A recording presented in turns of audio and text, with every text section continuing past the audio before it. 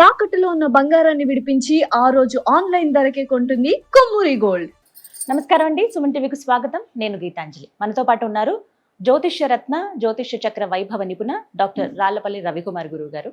మే నెలలో ద్వాదశ రాశుల జాతక ఫలితాలు ఏ విధంగా ఉన్నాయో గురువుగారి మాటలో విని తెలుసుకుందాం. ప్రతి నెల వారు ఇచ్చేటువంటి ఫలితాలు విని చాలా మంది ముందు జాగ్రత్త పడుతున్నారు. ఖచ్చితంగా జాతకాల గురించి చెప్తే భయపెట్టడం అని అనుకుంటారు, కానీ ఇది ఒక హెచ్చరిక. జాగ్రత్త పడడానికి కొన్ని సూచనలు అనేవి చాలా బాగా ఉపయోగపడతాయండి. కొన్నేళ్లుగా వారు చెప్తున్న విధానం బట్టి ఎంతో మంది వాళ్ళ జీవితాల్లో మార్పులు చేసుకున్న వాళ్ళు కూడా ఉన్నారు. మరి ఈ మే నెలలో రాశి ఫలితాలు ఏ విధంగా ఉండబోతున్నాయో గురుగారి మాటలో విని తెలుసుకుందాం. గురుగారు నమస్కారం అండి.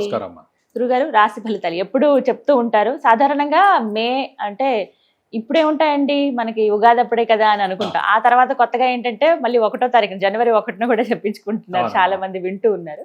కానీ ప్రతి నెల స్థితిగతులు మారుతూనే ఉంటాయి కాబట్టి మరి ఈ మే నెలలో రాశి ఫలితాలు ఎలా ఉండబోతున్నాయి, ముఖ్యంగా నవగ్రహాల ఫలితాలు అంటే ముఖ్యంగా వాళ్ళ స్థితిగతులు ఏ విధంగా ఉన్నాయో తెలియజేస్తారా? శరదిందు సమాకారే పరబ్రహ్మ స్వరూపిణి వాసరాపీఠ నిలయే సరస్వతి నమస్తే. సుమన్ టీవీ ప్రేక్షకులకు నమస్కారం. ముందుగా ద్వాదశ రాశుల్లో నవగ్రహాల స్థితి మే నెల ఎక్కడ ఉన్నాయో తెలుసుకుందాం. మనకి 14 మే దాకా మనకి సూర్యుడు వచ్చేసి మేషంలో ఉంటారు. సో అందుకే గుర్తుపెట్టుకోండి, మెయిన్గా పాయింట్ కూడా ఏంటంటే ఏప్రిల్ 15 టు మే 15 ఎప్పుడైనా సరే రవి ఉచ్చస్థానంలో ఉంటాడు. అందుకే సూర్యుడు భగభగ మండిపోతుంటాడు అన్నమాట. అదే అక్టోబర్ 15 టు నవంబర్ 15 ఆపోజిట్ తులారాశిలో ఉంటాడు, అది నీచస్థానం అనమాట. అందుకే చలి విపరీతంగా ఉంటుంది. సో ఈ 15 మే నుంచి ఏమో మళ్ళీ మనకి వృషభ రాశిలోకి సూర్యుడు ప్రవేశిస్తాడు, నెల్లాళ్ళు అక్కడ ఉంటాడు. నెక్స్ట్ వచ్చేసి కుజుడు వచ్చేసి మనకి 11 మే నుంచి మేషరాశిలో స్వస్థానంలో ఉంటాడు. నెక్స్ట్ వచ్చేసి రాహు మనకి కుంభరాశిలో ఉంటారు. అలాగే మనకి గురువు వచ్చేసి మిథున రాశిలో ఉంటారు. శని వచ్చేసి మనకి మీన రాశిలో ఉన్నారు. కేతు వచ్చేసి మనకి సింహరాశిలో ఉన్నారు. శుక్రుడు వచ్చేసి మనకి 14 మే నుంచి మిథున రాశిలోకి ప్రవేశిస్తున్నాడు. సో బుధుడు కూడా అంతే, 14 మే నుంచి మిథున రాశిలోకి స్వస్థానంలోకి ప్రవేశిస్తున్నమాట.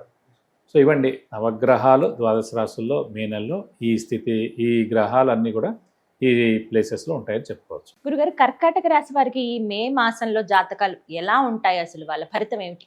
తప్పకుండా కర్కాటక రాశి అనగానే మనకి పునర్వసు 4వ పదం, పుష్యమి 1, 2, 3, 4 పాదాలు, ఆశ్లేష 1, 2, 3, 4 పాదాలు. ఈ నక్షత్రాల సమంతా మనకి కర్కాటక రాశిలోకి వస్తుంది. కర్కాటక రాశి అనగానే మనకి చంద్రుడు స్వస్థానంలో ఉంటాడు. ఇందాక వృషభ రాశిలో చంద్రుడు ఉచ్చలో ఉన్నాడు, ఇప్పుడు ఏమో కర్కాటక రాశిలో స్వస్థానంలో ఉన్నాడు. సేమ్ ఇక్కడ కూడా అంతే అండి, చంద్రుడు మాతృకారకుడు, అలాగే మనసు బుద్ధి కారకుడు అన్నమాట. సో వీళ్ళకి కూడా తల్లి అంటే ప్రాణం ఉంటుంది. తల్లి యొక్క బ్లెస్సింగ్స్ 100% పరిపూర్ణంగా లైఫ్ లాంగ్ ఉంటుంది అన్నమాట.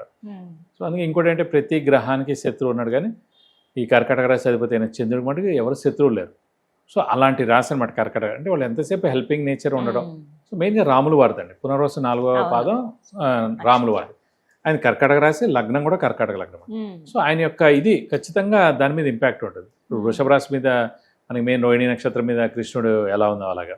సో ఖచ్చితంగా ఆయన ఇంపాక్ట్ ఉంటుంది. సో సాఫ్ట్గా ఉంటారు, నిదానంగా ఉంటారు, హెల్పింగ్ నేచర్ ఉంటుంది, దైవభక్తి ఉంటుంది, దైవానుగ్రహం ఉంటుంది, అన్నీ కూడా ఉంటాయి, తల్లి యొక్క బ్లెస్సింగ్స్ ఉంటాయి. ఈ రాశి వారికి ఏంటి ప్రస్తుతం భాగ్యస్థానంలో మెయిన్గా శని ఉండడం. సో అది మిశ్రమ ఫలితాలు ఇస్తాడు. ఇంకా 3, 6, 11 స్థానాల్లో రాహు కానీ కేతు కానీ శని కానీ ఉంటే బెస్ట్ ఫలితాలు ఇస్తారండి. ఇదే రూల్. గురువు మటుకు 2, 5, 7, 9, 11 స్థానాల్లో ఉంటే బెస్ట్ రిజల్ట్ ఇస్తారు. మనం ఏంటంటే ఈ ఫలితాలు చెప్పుకునేప్పుడు మాస ఫలితాలు అయినా కూడా మెయిన్ ప్లానెట్స్ రాహు కేతు గురు శనివే చూసుకోవాలండి. ఏడాది మొత్తం కూడా వాళ్ళు అక్కడే ఉంటారు కాబట్టి. మిగతా రవి చంద్ర కుజ బుధ ఇవన్నీ చిన్న చిన్నవి, ప్రతి 20 రోజులు నెలలకి 45 డేస్కి కుజుడు మారిపోతుంటారు కాబట్టి అంత ఇంపాక్ట్ అక్కర్లేదు. కాబట్టి అంటే వీళ్ళని చూసుకోవాలి. ఇంకోటి ఏంటంటే ప్రస్తుతం వీళ్ళకి అదృష్టం మెయిన్గా ఏంటంటే ఈ మే 11 నుంచి మనకి కుజుడు స్వస్థానంలోకి వస్తున్నాడు. సో ప్రస్తుతం ఏంటంటే కొంచెం గురుబలం తక్కువగా ఉన్న వ్యయ స్థానంలో మనకి రాహు బలం, ఎందుకంటే అష్టమంలో ఉన్నాడు. అష్టమ స్థానం ఏంటి మెయిన్గా ఆయుష్ స్థానం, యాక్సిడెంట్ స్థానం. అలాంటి దాని దగ్గరేమో రాహు ఉన్నాడు, ద్వితీయ స్థానంలో కేతు ఉన్నాడు. ఈ 2 గ్రహాలు మిశ్రమంగా ఉన్నాయి. అది కాకుండా గురువు మెయిన్గా దైవబలాన్కారకుడైన గురువు మేము వ్యయ స్థానంలో ఉన్నాడు. సో ఈ 3 గ్రహాలు కొంచెం మిశ్రమంగా ఉన్నాయి. కానీ అదృష్టకారకుడు మనకు ప్రస్తుతం గోచారీత్యా మే 11 నుంచి మనకు 45 డేస్ మేషరాశిలో స్వస్థానంలో ఉంటాడు. సో అదృష్టం అనేది మటు పరిపూర్ణంగా 100% ఉంది. సో ఈ అదృష్టంతో ఈ 45 డేస్ మనం కొట్టుకురావచ్చు కొంచెం. అలాగే ఈ అదృష్టం అంటే మెయిన్గా ఎప్పుడైతే అదృష్టకారకుడు, యోగకారకుడు, లక్ ఫేవర్ చేసే గ్రహం బాగుంటాడో దానివల్ల ఆరోగ్యం బాగుంటుందండి. సో అలాగే అదృష్టం కలిసి వస్తుంది, ఉమ్, ధనం కూడా కలిసి వస్తుంది. ఓ, సో ధనం బాగుంటుంది, అదృష్టం కలిసి వస్తుంది, ఉమ్, మనకి ఆరోగ్యం కూడా బాగుంటుంది అని చెప్పుకోవచ్చు.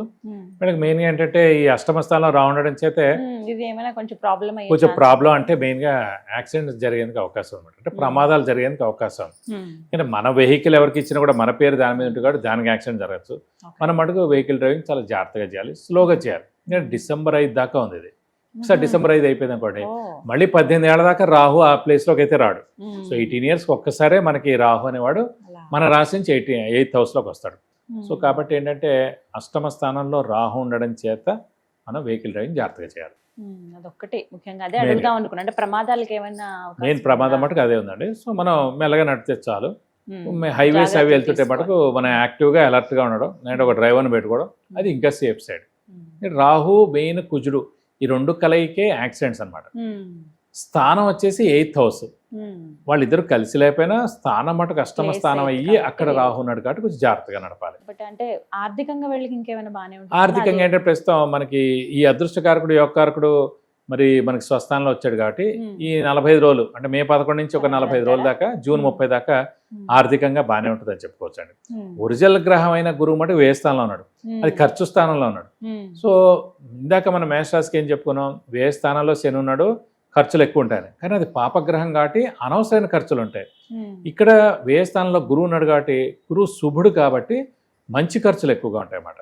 సో ఎవరికైనా దానం చేయడం, ధర్మం చేయడం, తర్వాత తమ్ముడు కూతురు పెళ్లి కుదిరింది అనమాట, దానికి వచ్చే డబ్బులు ఇవ్వడం, సో దైవ కార్యక్రమాల్లో పాల్గొనడం, ఇవన్నీ కూడా చేయడం ద్వారా కొంచెం ఖర్చు ఉంటాయి. సో ఇవన్నీ శుభ ఖర్చులు, మంచి ఖర్చులు కాబట్టి దీంతో ఏ ప్రాబ్లం ఉండదు, అది మనకి బ్లెస్సింగ్స్ అండి. మంచిగానే చూడాలి. ఏమైనా పరిహారం తెలియచేయండి గురుగారు.